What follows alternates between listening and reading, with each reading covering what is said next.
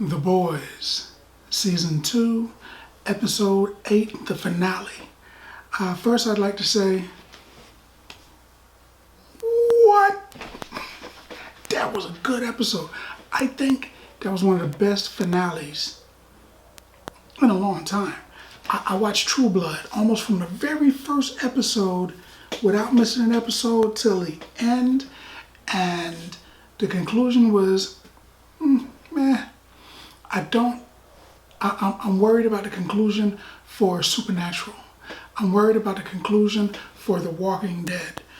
These are shows that I liked that I don't think are going to really stick the landing. The Boys stuck the landing. This was good.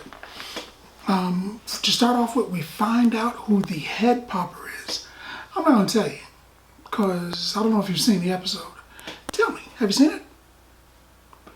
This is information that we were all wondering about. The head popper.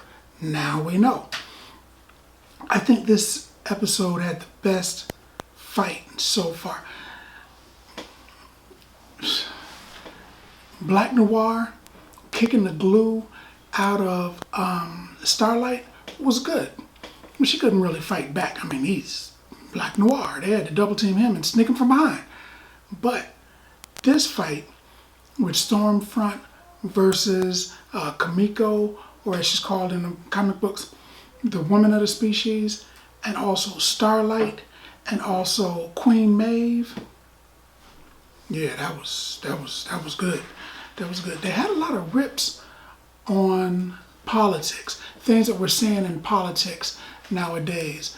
Like the show starts off with them giving a tutorial on what to do if a supervillain ends up in your school. Like today, people in school are given ideas of what to do if a gunman shows up in your school. So they tell them, if a supe shows up in your school, this is what you do. And they give them advice on what to do and how to protect themselves. Second thing was, they said that the teachers are armed, which I thought was a terrible idea. Because when I was a kid, whenever the teacher wasn't in the room, we were looking in her drawer, seeing what was in there. Erasers, pencils, whatever was in there. We were just curious. We were kids. We were looking around. But if one of the kids had found a gun, he might have tried to play with it, shot himself or one of us. Ain't no telling. Also, I always thought, when the police show up, if you're a cop running around or a teacher running around with a gun, how does the police officer know when they get there that you're a good guy with a gun and not the perpetrator? Because teachers can go crazy too. Even if he knew the entire staff of the school, which is unlikely, even if he knew, teachers can go nuts too. So it could have been a teacher shooting people. He ain't gonna walk up to somebody with a gun and be like, so what's going on? Where's the perpetrator? You're gonna get shot. Another thing that they had was Stormfront kept using the expression, make America safe again. And wow, that's kind of on the nose for something else that we hear nowadays. Something that I wondered about. There's a part in the show where Ryan gets kidnapped. There's a part in the show where Ryan is using his laser vision, and it seems like he's more powerful than his pop. Because his pop used his laser vision, and it was not ineffective, but not really effective at one point. I'll come back to that in a second. But Ryan does it and eviscerates everything. I'm like, wow, that kid's strong. He might be stronger than Homelander. He appears to be nearly as strong as Homelander because he shoved him to the ground, too. I mean, if it was Superman and I ran up and pushed Superman, I'm gonna break both my elbows. But he shoved Homelander to the ground. So I was like, that kid's strong. In this episode, Ryan, Becca's son, gets taken, or actually last episode, she gets taken by Stormfront and Homelander. So in this episode, she goes to Butcher and she says, get my son back. Butcher's looking for an opportunity to kill a supe anyway. So he's like, yeah, okay, I'll do it. And he wants his wife back. So he wants to do that. So he goes to get her, or him, for her. And then he has to come up with an idea. How can we get into a building that Homelander and Stormfront are both in? Frenchie comes up with an idea, because Frenchie's been taking out superheroes for a while. Frenchie comes up with an idea, and it sounds like a solid one.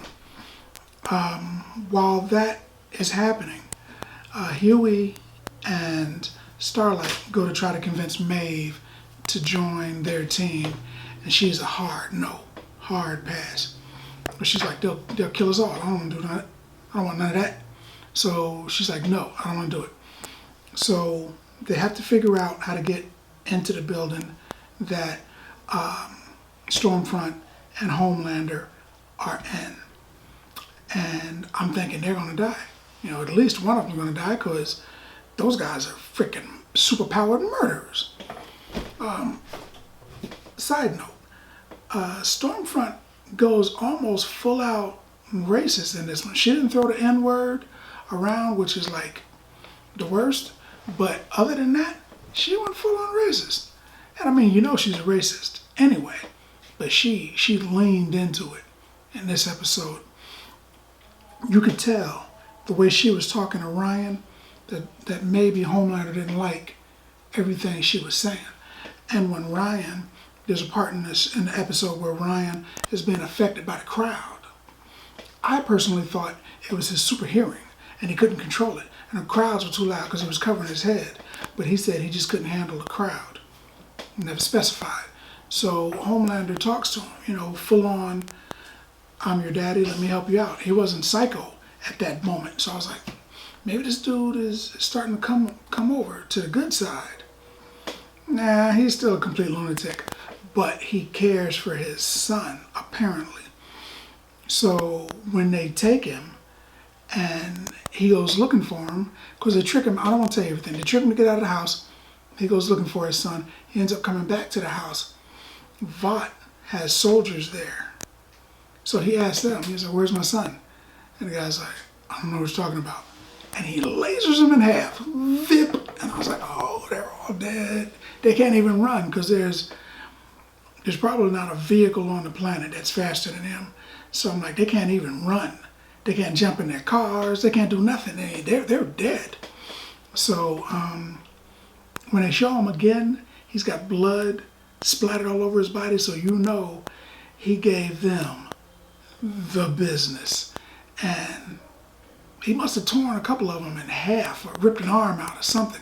That room, they should have showed the room, because it has to be a massacre scene. He slaughtered them. So the best part of this episode, as I said before, was, I think, the fight between the girls. Girls get it done. Stormfront is fighting Starlight, and she's fighting Kimiko. And it looks like if she tried really hard, she could kill them all. But she was looking like she was just trying to hurt them. So then Maeve steps in. I don't know where she came from or how she got there, because she can't fly. So she would have had to have driven there, or at least walked up behind her. And during the fight, I mean, she was looking this way, looking that way. Stormfront. So Stormfront didn't see her, coming from 100 yards away or driving. They were in a big open field. So I'm like, where'd she come from? And the boys were standing there watching the fight, and they didn't see her walking up, because she had to walk up there. She can't fly, is my point. So she had to just stroll. Imagine a football field, and you guys are fighting on a 20-yard line. Somebody's coming from the opposing side, and they're walking towards you, or in a car, or either way. You see them. There's no way you wouldn't see them. But everybody, when she's behind her, and she sneaks up on the Stormfront, everybody's surprised. And I'm like, y'all didn't see her? Like 20, 30, 40 seconds ago, walking up here, or even running, all Wonder Woman style? Y'all didn't see that. Nobody saw that. That's the part of the thing that got me. It's weird, but that's the part that got me. But that's the part that got me. Because I'm like, nobody saw that. Nobody saw that. Or everybody saw it, and you guys are just acting like you didn't see her walking up on her. so she could sneak in and get one good shot. I don't know what that was all about. I don't know what that was all about. Stormfront gets her eye taken out and she gets blasted. So I'm thinking, they hint that she's dead, but I'm thinking, is she? Because she's over 100 years old. Is that the first time she caught a beating? Because she just ran into other soups. Is that the first real beating she took? She's over 100 years old. How'd she do that? Is that one of her powers? Or does Vought keeping her alive some kind of way? Also, maybe she's going to come back because they didn't just show her like, she didn't give up like, a death rattle. She didn't just die. She was sitting there mumbling on the ground. And I'm like, she ain't dead, is she? They never really say. And Vought knows what's going on there, so maybe they went and got her. I don't know. I'm curious. I'm waiting for next season so I can find out. And there's going to be another season because they've already got soups that they're going to talk about that's going to be there. Speaking of that, the 7, right? The 7 is no longer 7. Now it's Queen Maeve, Homelander, and Starlight, A-Train. That's it. They need 3 more dudes. Well, they got a Black Noir, but he's in a coma. And I'm thinking they need 3 more people. So Soldier Boy is supposed to be coming, so I guess he's going to be there. He's their universe's version of Captain America. So I'm like, okay, he's going to be there. But who else? Oh, I'm curious. I want to know what's going on. There's a scene when Edgar is talking to the leader of the church. The leader of the church offers him a Fresca, and he's like, no, nasty stuff. And I'm thinking, do he mean nasty stuff as in like he doesn't like Fresca? Or nasty stuff as he like knows that there's something that they're putting in there to try to capture the minds of people? I don't know. Questions. Things that make you go, But I like this episode. It was a real good episode. It ended well. They have a lot of propaganda videos, and stuff. Maybe I'll do a video on their videos. They're doing a lot of good stuff. But I enjoyed it. I enjoyed it so much that I'm going to give this episode, actually this whole season, 9 bags of popcorn. 9 bags of popcorn, man. Because that's what I think about that. It was a really good season, and I like superhero stuff. So I enjoyed it. But more importantly, did you dig it? Let's talk about it in the comments. And as always, if you like the video, if you like the content, subscribe. And then like. Popcorn passport. Get your popcorn passport.